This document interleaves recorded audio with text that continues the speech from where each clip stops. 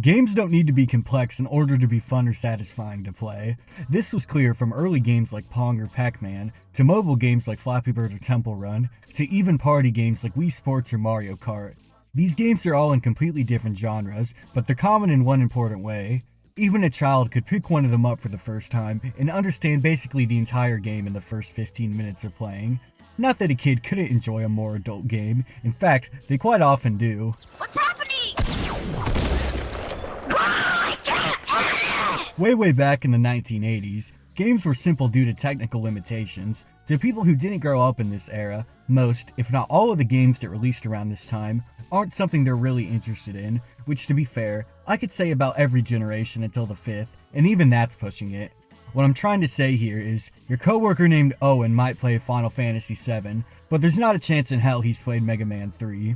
Games became a lot more interesting once they became 3D, because they became a lot more cinematic in a multitude of ways. Better audio, the introduction of voice acting, and camera work in a 3D space just feels a lot more movie-like, and as time goes on this only becomes more true.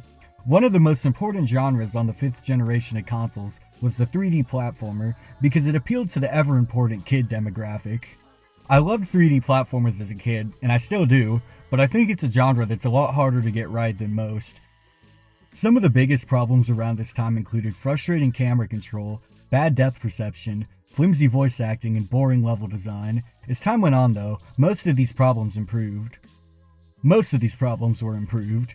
A real problem that a lot of platformers to this day still have is giving you an overload of different moves that you just end up forgetting. Some games start out fun, but you get shanghaied by extra moves that you learn later in the game that totally drag it down. Of course, when you're working with a 3D space, you're by design going to need more moves for your player to input than a 2D one. Even Mario 64, an early staple of the genre, has a lot of moves that aren't ever implemented again because they decided to narrow down Mario's moveset in later entries. Even when they went back on this with Odyssey, most of the extraneous moves in that game aren't really required for progression and are mainly used by speedrunners or other non-casuals. Even the simplest Mario games have a lot more moves than you would think. But what if there was a 3D platformer that managed to have a condensed moveset, but still managed to be engaging and challenging?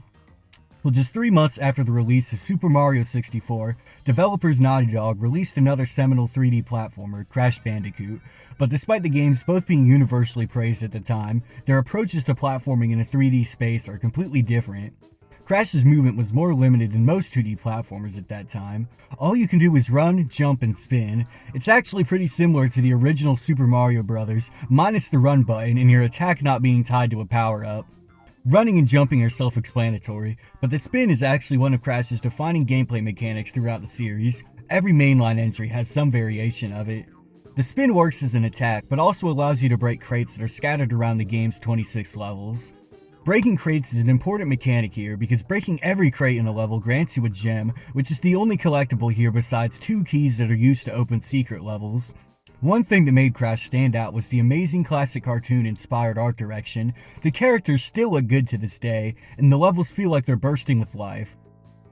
Of course, part of this is due to a cool trick the developers did to make the levels feel more full. Can you guess what it is? Alright, time's up. It was the crates. It's the crates. The developers put the crates in the game to make the levels feel less empty, but they ended up becoming another staple of the series. They're a lot like the question marks in the Mario games, but they're a lot more fun because you can break and bounce on them to collect fruit. Unfortunately, the crates aren't used in the most interesting ways in this game, at least compared to the sequels, but they don't ever feel like they were just put in there to fill up space, even if that was part of the intention. If you rush through the game as fast as possible without trying to collect anything, you can beat it in about 2 hours, but the most fun way to play the Crash games in my opinion is to try and get all of the gems, and you can get most of them on your first playthrough of a level, but there's one big problem with the system in this game that they fix in later entries. If you die in the middle of a level and go back to a checkpoint, all of the boxes you previously broke respawn, and you need to either backtrack to the start of the level or go back to the world map and try again.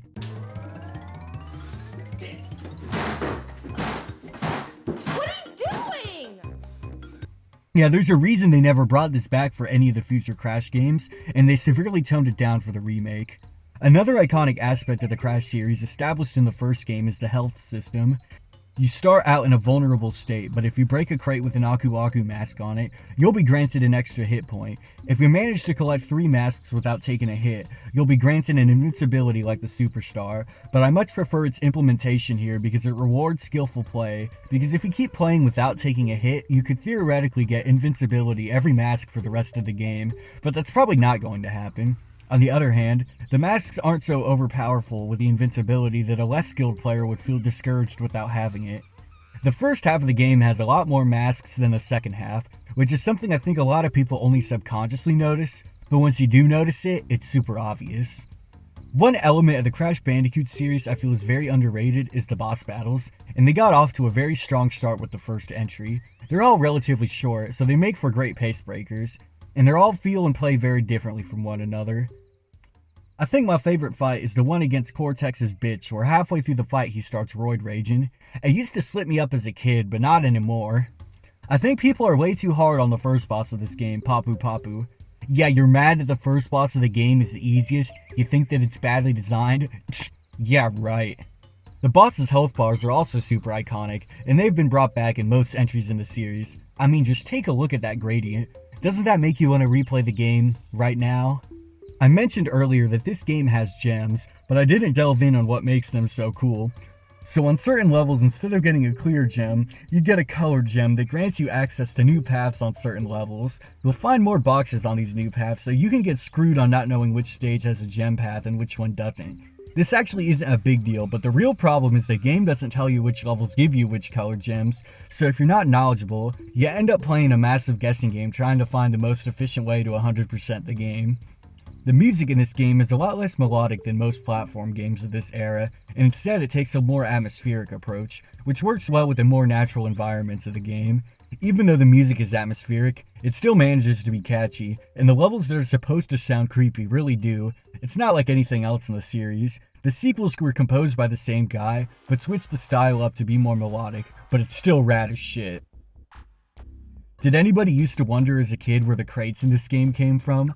I'm surprised they never tried to do a level in the series set in the crate factory, especially when so many levels here have a mechanical theme to them. Anyways, the levels are the real star of the show here, because they test your limited movement in fun and challenging ways. Almost every level introduces new obstacles and enemies. Enemies and platformers can end up feeling like an afterthought, but there is clear thought into the designs of these enemies. They aren't afraid to design an enemy that you only see for 15 seconds in the whole game, which is commendable given the development time. Each level is a straight shot to the exit, so even on your first playthrough you'll probably see everything the game has to offer, which makes everyone who played this game have the same experience, unlike Mario 64, which only required you to do a 70 out of 120 of the stars in the game, so 2 people could have played the game and had basically 2 different experiences. Of course, it's pretty unlikely that they wouldn't be playing most of the same missions, especially because at the beginning of the game you don't really have much of a choice in the missions you do, but it's still an interesting talking point, because 2 Crash players, they definitely would have had the same experience, minus maybe a few gem paths and secret levels. What I'm trying to say here is that PlayStation fans are social butterflies who can float into any conversation, and Nintendo fans are retarded, just like the saving system in this game. Almost every level of this game has 3 secret character tokens you can find of Crash's girlfriend. When you collect all 3, they take you to a bonus level that upon completion allows you to save your game. Of course, if you fail the bonus level, you're completely fucked. I can't get too mad at this because it was the style at the time, but still, it just makes it all the more frustrating the remaster of this game kinda sucks, so there's no definitive way to play it that fixes all of its issues. Overall, Crash 1 is a solid early 3D platformer that innovated and inspired, while staying closer to the formula 2D platformers had created, rather than reinventing the wheel, which totally worked in its favor. This did mean that the sequels managed to outshine it, but that withstanding, it still holds up to this day 30 years later. Now call me crazy if you want, but I think that if you put a Gen Alpha kid in front of Mario 64 and in front of Crash Bandicoot, they would have gotten a lot more out of Crash, even if it was just because the game's easier to grasp.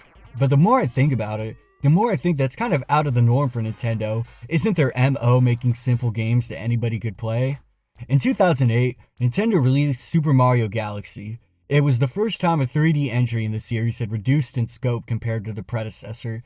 It took away camera control, and it's a lot more linear. Now, I'm not saying they were directly inspired by Crash, but I think if Crash 1 had never come out, the linear 3D Mario games would have been at least a little different. But hey, maybe that's just me being a little Crash fanboy, and I wouldn't have it any other way. Thank you for watching.